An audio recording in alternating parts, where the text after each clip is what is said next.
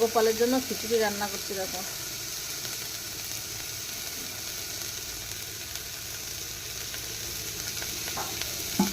সবজি দিয়ে ডিম, সিম, ফুলকপি, গাজর,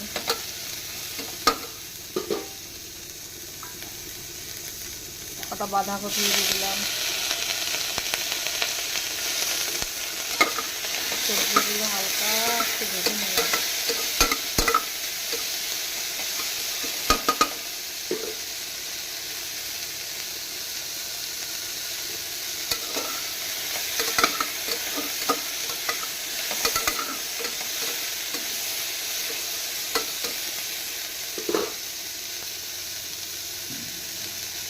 লবণ, একটু হলুদ,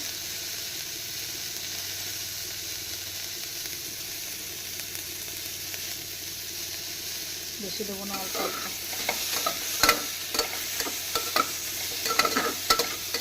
তেল দিয়ে সামান্য ছোট্ট একটা শুকনো লঙ্কা ফোড়ন দিয়ে, পাঁচফোড়ন ফোড়ন দিয়ে বাবু চাল কটা দিয়ে দেবো।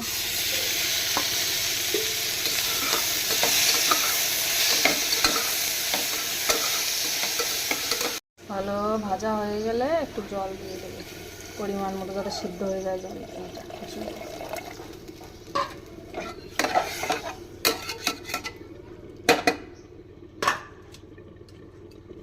আর প্রেশার কুকারের ঢাকনা দিয়ে ভালো করে আটকে দেবো। তো হয়ে এলে এবার কটা সিটি দিয়ে নেব।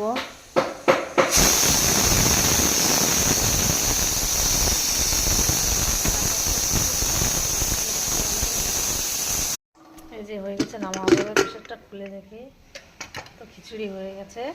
ফের এরকম একটা ম্যাশার দিয়ে ভালো করে খিচুড়িটা ম্যাশ করে নেব। দেখো খিচুড়িটা এরকম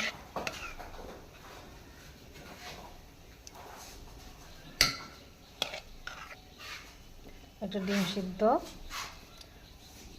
ডিম সিদ্ধ মাছ ভাজা দিয়ে সোনাটা ভালো খেয়ে নেবে। এই যে আমার সোনার খিচুড়ি।